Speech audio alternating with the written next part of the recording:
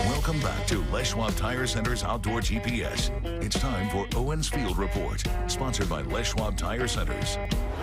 Welcome back, everyone. Now, it being the first week of July, kind of a transition stage right now, right?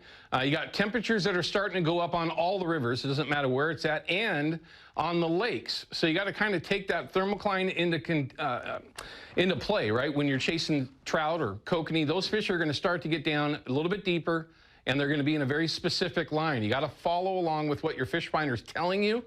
And as long as you've got that thing adjusted correctly, you can find your thermocline and know where you need to keep your baits. It's going to depend on the lake that you happen to be on, the different areas that you might be spending your time. But things are going to change relatively quickly before we start getting into our fall Chinook fishery. Now, let alone be along the coast or on the Columbia. It's just one of those times of the year where you've got a lot of options. You got to kind of pick and choose, you know, what might work best for you. We're going to talk a little bit about sturgeon fishing with Scott here in a bit, but bass fishing by itself, of course, chasing fish on the lakes, and of course in the tributaries. It doesn't matter what tributary you might go to, right? If it happens to have a summer steelhead fishery, it's a first light thing or very late, right before sundown, and these rivers are going to start to be packed, if not already, with people playing around. And for those that are going to go to our rivers, whichever one it happens to be, go and splash and giggle. I used to do the same thing. Go and have fun. But clean up after yourself, for crying out loud, please. And keep your life jackets on. Be safe out there. And those conditions, you know, the water is relatively warmer than it was just a couple of weeks ago, but it's still very cold as opposed to 100 some odd degrees air temperature. So when you get into the water, that could hit you pretty hard. So pay attention when you get out there, and keep an eye on others as well. But nothing more important is to just take with you what you came with, right? Doesn't matter if it's a can of something, just trash overall. These rivers just get pounded this time of year, and it'd be nice if everybody just kind of kept it clean, like we'd all like to see when we get back out there. But let's take a look at fish counts.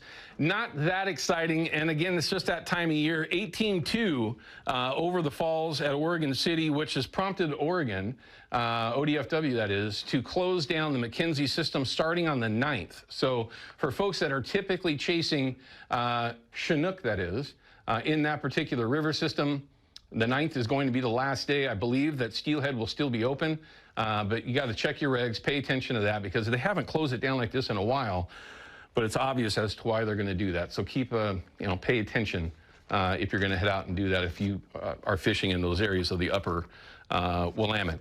When you're talking about Bonneville, numbers have definitely dropped out quickly, and they'll continue to go down, at least based on what the 10-year average is. 908 Chinook going over. You know, for us below Bonneville, it's not a big deal because it is closed currently. But shad, definitely got some fish to still chase up there. The folks that were there this week, especially on the 4th, which was the report that I got, it was still basically drop your gear in the water and pull the fish out every time that you were wherever you were up there, right? But it was still very, very good. And for those that are paying attention and chasing sockeye on the east side with 636,000, I mean, we're trying to protect 3,700 of them. That's why we can't chase them below Bonneville. I'm not going to get sidetracked with that. It's a little frustrating. But you definitely got a lot of sockeye heading your way, and the fishing over there has already been ridiculous since it's opened this past week. So if you're lucky enough to get over there, I know Scott's heading over there with the Addicted guys here this upcoming week.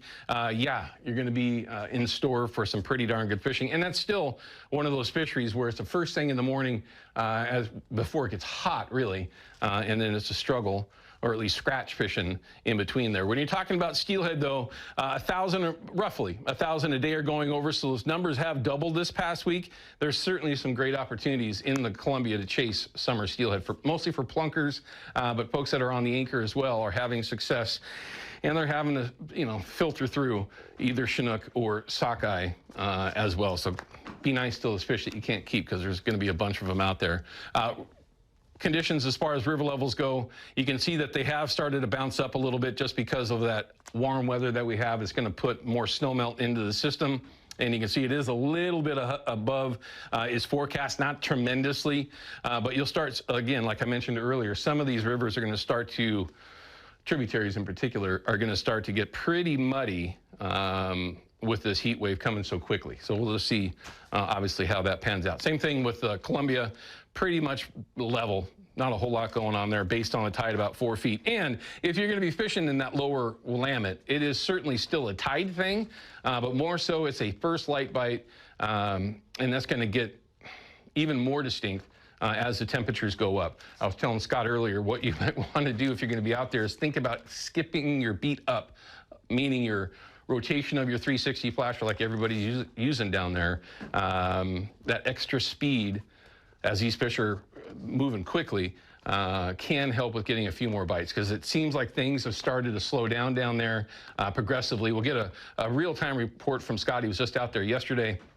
But since the 4th, which was just ridiculous, excellent fishing, to the 5th, and then, of course, today, things have slowed down progressively because there has been a temperature change, and that will have an effect on those fish. If they're there, sometimes they don't want to bite as much, or they're just flying through the system and heading up towards the dam. As that temperature goes up, they start to feel it much, much more as they go forward. Anyway, don't forget, send my buddy Jason Hambley an email over there at Procure and enter in to win that weekly prize pack. Last week was Bill Bovey. I actually remembered today to write that down. Bill Bovey was our winner this past weekend. Hopefully, you'll have the opportunity to be one of those winners as well going forward. Maybe we can talk Brad's into doing that too. Maybe we can pin him down.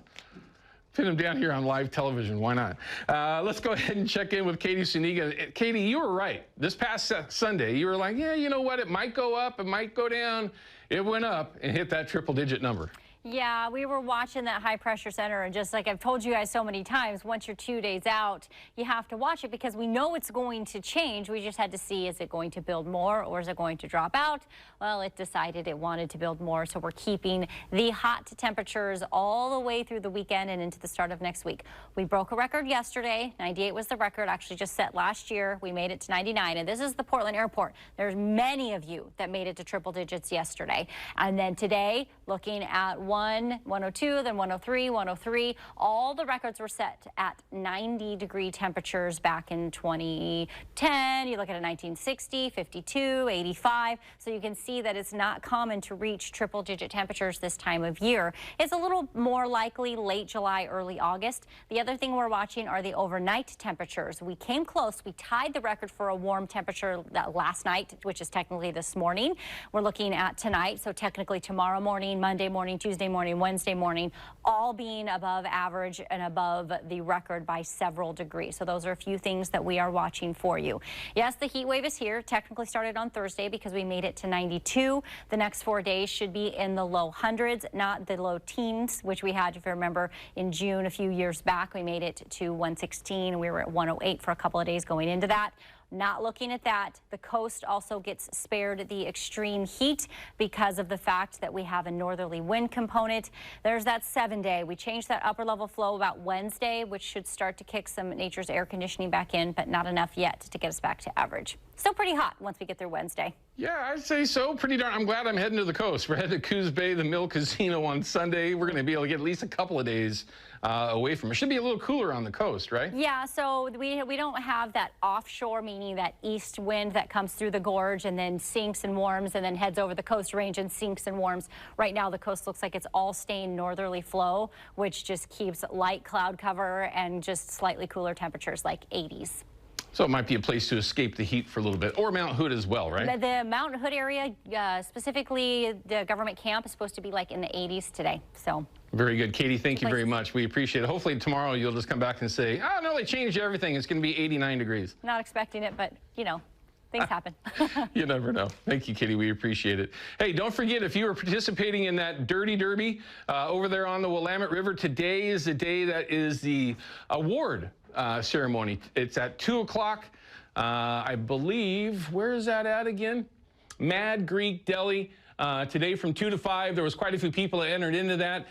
Turns out I probably should have entered in my 18 or 19 pounder. I completely spaced it. a couple of weeks ago when I got lucky enough to get that fish, biggest fish of the year in the end of June. But if you've been in on that, make sure you head over to Mad Greek Deli, let alone for the great food and just one heck of a location. But you may have won something, so make sure you go in there and take advantage of that. All right, we're going to cut to a break. When we come back, we're going to have Scott Call from Brad's Killer Fishing Gear here in the studio. We're going to talk about some of their gear that can help you be more successful for fall Chinook. You all know that, right? Skinny baits, if it's the cut plug, if it's the kokanee size, whatever, and how you can utilize some of that Brad's Killer Fishing Gear to be more successful and effective when you're chasing sturgeon for this catch and release fishery up and down the Columbia. We'll be right back. Outdoor GPS is brought to you by P-Line, because we fish, by Hawken Fishing, perfection in fishing gear, and by Haxton's Canvas and Upholstery, the trusted name of the Pacific Northwest.